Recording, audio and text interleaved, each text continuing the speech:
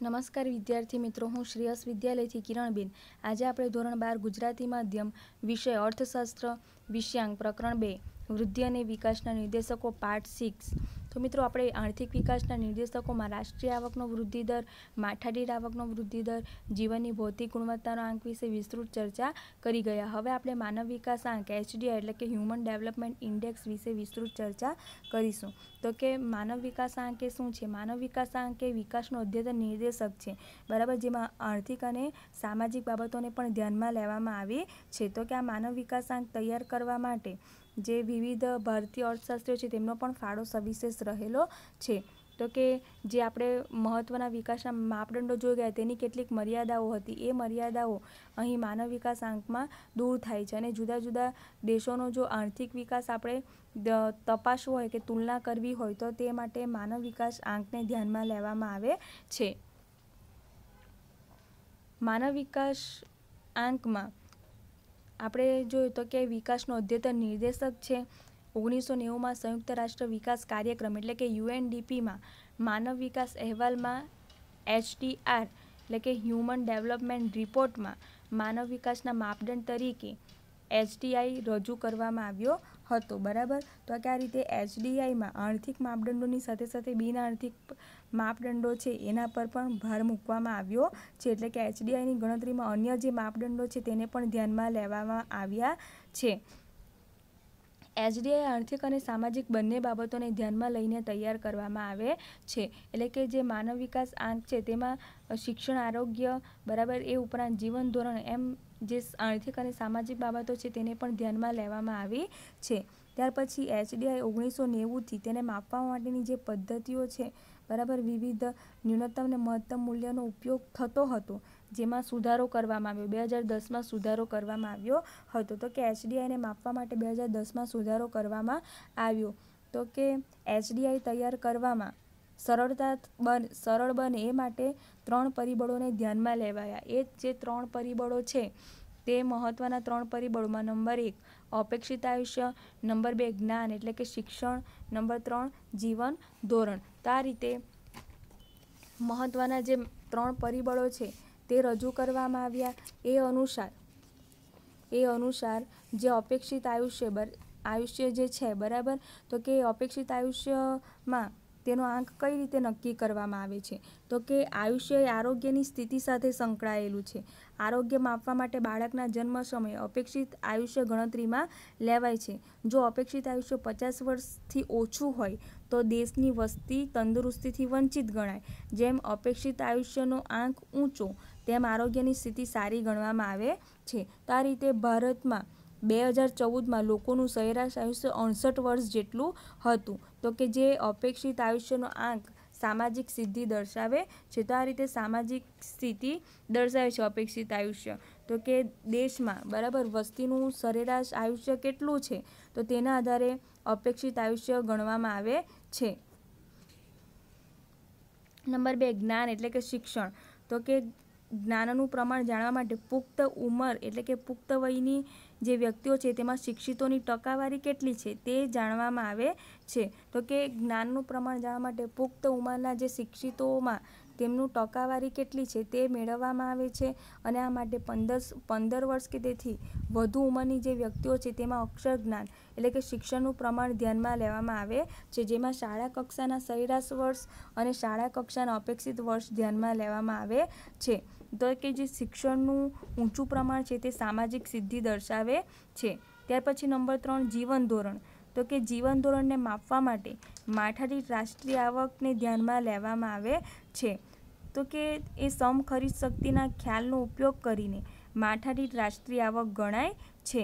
સારા જીવન ધોરણનો આધાર એ આવક ઉપર છે અને આ માટે આવકનો આંક માથાદીઠ આવકના ધોરણે મપાય છે. અને એ જો આવકનો દર ઊંચો હોય તો તેને પરિણામે જે જીવન ધોરણ માટે જે મહત્ત્વની સુવિધાઓ છે તેમાં પીવાનું પાણી, આરોગ્યની સેવા, સેનિટેશનની સેવા એટલે કે ગંદકીમાં સુધારો થવો, ત્યાર પછી બાળ મૃત્યુ દર ઓછો થવો. તો કે આ બધી જે સુવિધા છે. ત્યાર પછી ખોરાકમાં પ્રોટીન, ચરબી, કેલેરીનું પ્રમાણ વગેરેમાં સુધારો. તો એને પરિણામે આપણે જોઈએ કે જીવન ધોરણને ધ્યાનમાં લેવા માટે જે આવક છે તેને ધ્યાનમાં લેવામાં આવે છે, તેના આધાર તરીકે લેવામાં આવે છે.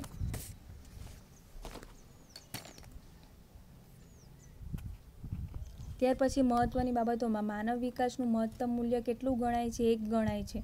જે ધોરણો છે તેના આધાર તરીકે ગણતા તેનું મહત્તમ મૂલ્ય 1 ગણવામાં આવે છે.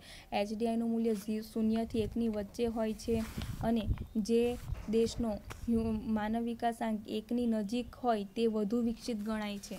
બરાબર, તેને HDIમાં ઊંચો ક્રમ આપવામાં આવે છે, ઊંચો ક્રમ મળે છે. અને જે દેશનો HDI 1થી દૂર હોય તે ઓછો વિકસિત છે, તેને HDIમાં ક્રમ નીચો મળે છે. બરાબર, વર્ષ 2014માં દુનિયાના 188 દેશો. બરાબર, અહીં તમને પ્રશ્ન પૂછાય 2014માં દુનિયાના કેટલા દેશોમાં? તો કે 188 દેશોમાં HDIમાં 0.944 આંક સાથે નોર્વે દેશ છે તે પ્રથમ ક્રમે અને ભારતે 0.609 અંક સાથે 130મા ક્રમે હતો. તો આ રીતે 2014માં જે માનવ વિકાસાંક રજૂ થયો તો તે અનુસાર ભારતનો 0.609 સાથે 130મો ક્રમ. બરાબર, અને જે નોર્વે છે તે પ્રથમ ક્રમે રહ્યો હતો. અહીં તમને કોષ્ટક આપવામાં આવ્યું છે તો કે 2015માં જે માનવ વિકાસનો અહેવાલ રજૂ થયો. બરાબર, તો કે એ અહેવાલમાં વર્ષ 2014ને આધાર તરીકે લઈને માનવ વિકાસ આંકની સ્થિતિ શું હતી? બરાબર, વિશ્વના દેશોમાં તે અંગેની તમને અહીં અનુસૂચિ આપવામાં આવી છે, કોષ્ટક આપવામાં આવ્યું છે. તો કે જે નોર્વે પ્રથમ દેશ છે, વિશ્વના દેશોમાં જે નોર્વે તે પ્રથમ ક્રમે આવે છે. બરાબર, તેનું માનવ વિકાસ મૂલ્ય કેટલું છે? 0.944 સાથે પ્રથમ ક્રમે. એની માઠારી આવક 64,992. બરાબર, અને જન્મ સમય અપેક્ષિત આયુષ્ય કેટલું હતું? 81.6 એટલે કે 82 વર્ષ જેટલું. તો કે અભ્યાસના અપેક્ષિત વર્ષો 17.5 એટલે કે 18 વર્ષ. અભ્યાસના વાસ્તવિક વર્ષો કેટલા છે? 12.6. ત્યાર પછી અમેરિકામાં 0.915.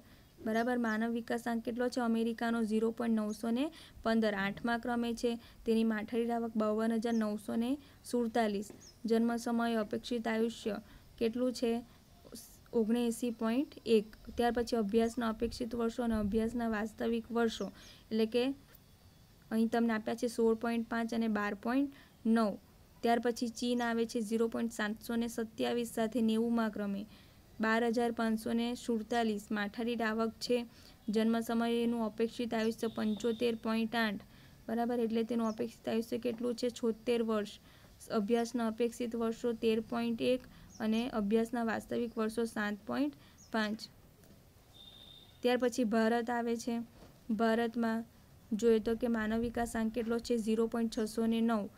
તે કેટલામાં ક્રમે આવે છે? 130મા ક્રમે. તેની માઠારી આવક 5,497. તેનું અપેક્ષિત આયુષ્ય કેટલું છે? 68 વર્ષ.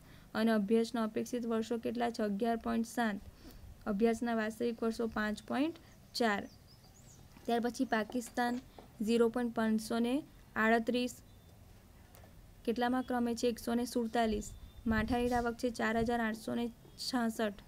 જન્મ સમયનું અપેક્ષિત આયુષ્ય છે 66.2. અભ્યાસના અપેક્ષિત વર્ષો છે 7.8 અને અભ્યાસના વાસ્તવિક વર્ષો 4.7. ત્યાર પછી નાઇજર. બરાબર, નાઇજર એ 188મા ક્રમે આવે છે. બરાબર, સૌથી છેલ્લા ક્રમે. તેની માઠારી આવક છે 908. માનવ વિકાસ આંક છે 0.348. જન્મ સમયનું અપેક્ષિત આયુષ્ય 61.4. અપેક્ષિત વર્ષો કેટલા છે? 5.4 અને વાસ્તવિક વર્ષો 1.5.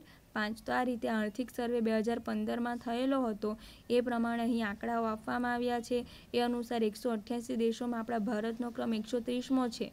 બરાબર, 0.609 માનવ વિકાસ આંક સાથે નોર્વેનો પ્રથમ ક્રમ છે 0.944 સાથે. તો આ રીતે માનવ વિકાસની દ્રષ્ટિએ આપણે જોઈએ તો કે વિશ્વના દેશોને 4 વિભાગોમાં વિભાજિત કરવામાં આવ્યા છે. એ 4 વિભાગોમાં જે વિભાજિત કરવામાં આવ્યા છે તેમાં સૌથી વધુ માનવ વિકાસાંક, વધુ માનવ વિકાસાંક અને નંબર 3 મધ્યમ માનવ વિકાસાંક અને નંબર 4 નીચો માનવ વિકાસાંક એ પ્રમાણે વિભાજિત કરવામાં આવ્યા છે. તો કે સૌથી વધુ માનવ વિકાસાંક ધરાવતા જે રાષ્ટ્ર છે, બરાબર, તેનું માનવ વિકાસનું મૂલ્ય 0.900 કે તેથી વધુ હોય બરાબર, તો તે સૌથી વધુ માનવ વિકાસ ધરાવતા રાષ્ટ્રોમાં આવે છે. તો કે એવા કેટલા રાષ્ટ્રો છે? એવા એકથી લઈને 49 રાષ્ટ્રો એવા છે કે તેનું માનવ વિકાસનું મૂલ્ય બરાબર 900 સુધી કે તેથી વધુ આવે છે. તો કે 0.890 બરાબર સાથે જે રાષ્ટ્રો આવે છે તે સૌથી વધુ માનવ વિકાસ ધરાવતા રાષ્ટ્રો છે. ત્યાર પછી વધુ માનવ વિકાસ, તો કે વધુ માનવ વિકાસ ધરાવતા જે રાષ્ટ્ર છે તો કે એ રાષ્ટ્રોમાં 0.800થી લઈને 0.900 સુધી બરાબર જે આંક ધરાવે છે તે વધુ માનવ વિકાસ આંક ધરાવતા રાષ્ટ્રો. તો એવા કેટલા રાષ્ટ્રો છે? 50થી 105 રાષ્ટ્રો એવા છે તે કેટલા 0.900 સુધીનો માનવ વિકાસ આંક ધરાવે છે. અહીં 0.735 બરાબર એવા જે માનવ વિકાસ આંક ધરાવતા રાષ્ટ્ર છે તે 50થી 105 છે. ત્યાર પછી મધ્યમ માનવ વિકાસ આંક ધરાવતા રાષ્ટ્ર જે 106થી 143 રાષ્ટ્રો એવા છે કે જેની સરેરાશ માનવ વિકાસ આંકનું મૂલ્ય 0.614 છે. નીચો માનવ વિકાસ આંક ધરાવતા રાષ્ટ્રો 144થી 188 રાષ્ટ્રો જેનું સરેરાશ માનવ વિકાસનું મૂલ્ય 0.493 છે. તો આપણો ભારત દેશ છે તે કેટલું મૂલ્ય ધરાવે છે? 0.609 માનવ વિકાસ આંક ધરાવે છે. એટલે આપણો ભારત દેશ મધ્યમ માનવ વિકાસ આંક ધરાવતા રાષ્ટ્રમાં સમાવેશ થાય છે. તો કે એના પરથી કેટલાક તારણો જે 2015ના જે માનવ વિકાસ અહેવાલ રજૂ થયો એના પરથી કેટલાક તારણો નીકળે છે. બરાબર, એમાં પહેલું તારણ કયું છે? તો પહેલું આપણે જોઈએ તો 2014માં માનવ વિકાસ અહેવાલની દ્રષ્ટિએ 0.944 સાથે નોર્વેનો પ્રથમ ક્રમ છે. નંબર 2, ભારતનો માનવ વિકાસાંક 0.609 સાથે 188 દેશોમાં તેનું સ્થાન કેટલામું છે? 130મું સ્થાન છે. નંબર 3, ભારતનો HDIના વર્ગીકરણમાં મધ્યમ માનવ વિકાસના ગ્રુપમાં સમાવેશ થાય છે. 2014માં HDIમાં છેલ્લા ક્રમે આફ્રિકા ખંડમાં આવેલ નાઇજરનું સ્થાન 0.348ના આંક સાથે અંતિમ એટલે કે છેલ્લું છે. અહીં તમને જુદા જુદા વર્ષોમાં માનવ વિકાસ આંક કેટલો હતો તે અંગેનો ડાયાગ્રામ આપવામાં આવ્યો છે. તો કે 2013માં 0.586 માનવ વિકાસ આંક હતો જે 2014માં આપણે જોઈ ગયા 0.609 સાથે 135મા ક્રમથી ભારતનું સ્થાન 130મું થયું. માનવ વિકાસ આંકનું મહત્વ, તો કે વિકાસના નિર્દેશક તરીકે જે માનવ વિકાસ આંકને આપણે ધ્યાનમાં લઈએ છીએ તેનું મહત્વ શું છે તે જોઈશું. તો કે એમાં માત્ર આર્થિક બાબતો જ નહીં પરંતુ સામાજિક બાબતો એટલે કે શિક્ષણ અને આરોગ્યને પણ ધ્યાનમાં લેવામાં આવી છે. તેનો પણ માપદંડ તરીકે સમાવેશ કરવામાં આવ્યો છે. નંબર 2, તો કે આર્થિક નીતિ ઘડનારાઓને સૂચવે છે કે આર્થિક વિકાસ એ સાધન છે, માનવ વિકાસ એ અંતિમ ઉદ્દેશ્ય છે. તો કે આ રીતે આર્થિક અને સામાજિક બાબતો ધ્યાનમાં લેવામાં આવી છે. એના પરથી સૂચવે છે, શું સૂચવે છે? તો કે આર્થિક વિકાસ એ શું છે? સાધન છે, જ્યારે માનવ કલ્યાણ એ અંતિમ ઉદ્દેશ્ય છે. નંબર 3, સાચી પ્રગતિ બરાબર આર્થિક પ્રગતિ પ્લસ સામાજિક પ્રગતિ. કોઈપણ રાષ્ટ્રની જો સાચી પ્રગતિ જાણવી હોય તો તે માત્ર આર્થિક પ્રગતિ પરથી જાણી શકાતી નથી. તો કે રાષ્ટ્રના જે લોકો છે તેનો પણ વિકાસ થયેલો હોવો જોઈએ. બરાબર, તો આ બધી જે બાબતો છે તો કે તે સમાજના જે શિક્ષણ આરોગ્ય સાથે સંકળાયેલી છે એટલે કે સામાજિક પ્રગતિ. જે શિક્ષણ આરોગ્ય છે તે સામાજિક સિદ્ધિ દર્શાવે છે એટલે કે આર્થિક પ્રગતિ પ્લસ સામાજિક પ્રગતિ એટલે કે સાચી પ્રગતિ. નંબર 4, HDI વિધેયાત્મક છે. HDI વધે તો એનો અર્થ દેશમાં શિક્ષણ અને આરોગ્યની સ્થિતિ સુધરી રહી છે. તો કે માનવ વિકાસ આંકમાં જો વધારો થાય તો એનો અર્થ શું થાય છે? શિક્ષણ અને આરોગ્યની સ્થિતિ સુધરી રહી છે. આપણા ભારતનો જો આપણે ભારત અને ચીનની તુલના કરીએ તો આપણા ભારત કરતાં ચીનનો માનવ વિકાસ આંક કેવો છે? ઊંચો છે. એને પરિણામે જે ચીનમાં શિક્ષણ અને આરોગ્યની સ્થિતિ કેવી કહેવાય? સારી કહેવાય આપણા ભારત દેશ કરતાં. તો આ રીતે દેશના અન્ય દેશો સાથે તુલના કરવા માટે પણ માનવ વિકાસ આંક એ ઉપયોગી છે. તો કે આ રીતે શિક્ષણ અને આરોગ્યની સ્થિતિ સુધરી રહી છે એમ દર્શાવે છે. નંબર 5, HDIથી વિકાસમાન દેશોને કયા વિકાસની શક્યતા વધારે છે, ક્યાં વિકાસની શક્યતા વધારે છે અને ક્યાં સરકારે વધારે કામ કરવાનું છે તેનો ખ્યાલ આવે છે. તો કે વિકાસમાન દેશોની જે વિકાસ છે તે વધારે છે ઓછો છે તેના આધારે સરકારે ક્યાં કામ વધુ કરવાનું છે તે માટે તેને જરૂરી સૂચન કરી શકાય છે. ત્યાર પછી નંબર 6, HDI વધારે પ્રગતિશીલ ખ્યાલ છે. તો કે જે આપણે વિકાસના નિર્દેશકો જોઈ ગયા, બરાબર, રાષ્ટ્રીય આવક જોઈ ગયા, રાષ્ટ્રીય આવકનો વૃદ્ધિ દર જોઈ ગયા, માઠારી આવકનો વૃદ્ધિ દર, જીવનની ભૌતિક ગુણવત્તાનો આંક, બરાબર, તેના કરતાં વધારે પ્રગતિશીલ ખ્યાલ એ માનવ વિકાસ આંક છે. હવે માનવ વિકાસ આંકના આપણે ફાયદા જોયા, બરાબર, એનું મહત્ત્વ જોયું, તો તેની કેટલીક મર્યાદાઓ પણ છે જે પરંતુ જે અન્ય આપણે નિર્દેશકો જોઈ ગયા તેના કરતાં કેવી છે, પ્રમાણમાં ઓછી છે. તો કે સામાજિક નિર્દેશકનો સમાવેશ કરાયો છે, બરાબર. HDIમાં માત્ર 3 જ સામાજિક નિર્દેશકોનો સમાવેશ કરાયો છે જે ઓછા છે. બીજા જે સામાજિક નિર્દેશકો છે તેને પણ ધ્યાનમાં લેવા જોઈતા હતા. નંબર 2, ત્રણેય પરિબળોને સરખું મહત્ત્વ અપાયું છે. શિક્ષણ, આરોગ્ય, જીવન ધોરણ, બરાબર. આ ત્રણેયનું જુદી જુદી પરિસ્થિતિમાં જુદું જુદું મહત્ત્વ હોય છે. નંબર 3, માનવ વિકાસનો આંક નિરપેક્ષ સ્થિતિ દર્શાવતો નથી. કોઈ એક દેશ અન્ય દેશોની તુલનાએ કયા સ્થાને છે તે દર્શાવવામાં આવે છે, બરાબર, જેમાં સાપેક્ષ પ્રગતિ જ દર્શાવાય છે. એટલે કે માનવ વિકાસનો આંક નો ખ્યાલ કેવો છે, સાપેક્ષ છે, બરાબર. જે સાપેક્ષ પ્રગતિ જ દર્શાવી છે. એક દેશ અન્ય દેશોની તુલનાએ કયા સ્થાને છે તે દર્શાવવામાં આવે છે. તો કે HDIમાં આપણે જોઈએ તો કે બિન આર્થિક માપદંડોને પણ ધ્યાનમાં લેવાયા હતા, બરાબર. આર્થિક માપદંડો ઉપરાંત જે બિન આર્થિક માપદંડો છે એને પણ ધ્યાનમાં લેવાયા હતા. તો કે એમાં આપણે જોઈએ તો કે HDI, TAI, HPI, HCI, બરાબર, એટલે કે જેન્ડર ડેવલપમેન્ટ ઇન્ડેક્સ, જાતીય સમાયોજનાંક, ટેકનોલોજીકલ એચિવમેન્ટ ઇન્ડેક્સ એટલે કે ટેકનોલોજી સિદ્ધિઆંક, હ્યુમન પોવર્ટી ઇન્ડેક્સ એટલે કે માનવ ગરીબી આંક, અને હ્યુમન કન્ઝ્યુમર ઇન્ડેક્સ એટલે કે માનવ વપરાશ આંક. તો કે આવા અન્ય નિર્દેશકોનો પણ ઉપયોગ કરવામાં આવે છે.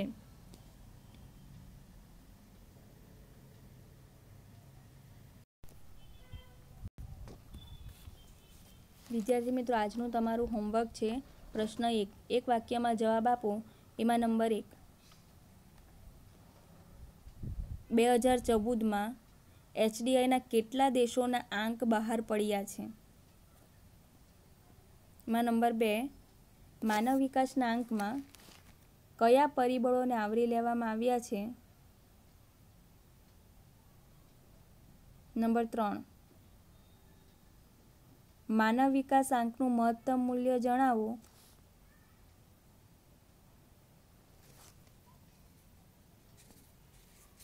નંબર 4, HDIનું પૂરું નામ જણાવો. નંબર 5, HPIનું પૂરું નામ જણાવો.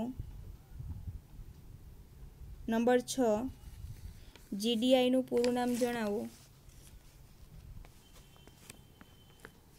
નંબર 7, વર્ષ 2014માં ભારતનો માનવ વિકાસ આંક કેટલો હતો?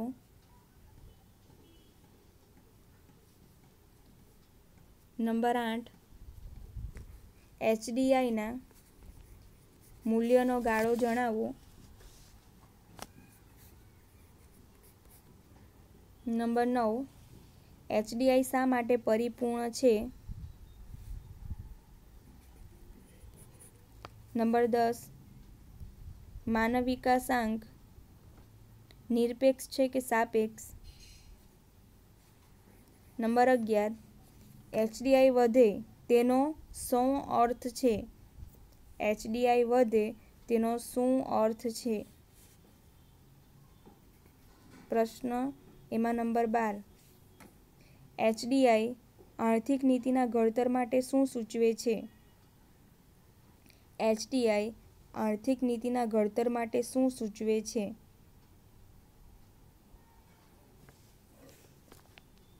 પ્રશ્ન 2, ટૂંકમાં જવાબ આપો. એમાં નંબર 1, સેનિટેશનની સુવિધા શેમાં સુધારો સૂચવે છે? સેનિટેશનની સુવિધા શેમાં સુધારો સૂચવે છે?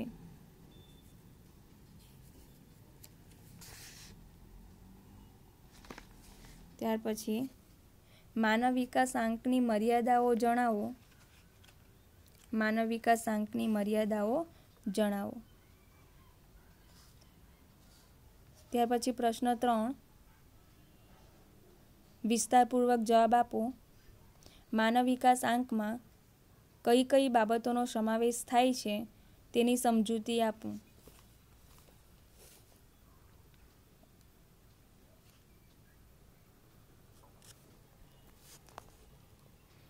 થેન્ક યુ વિદ્યાર્થી મિત્રો.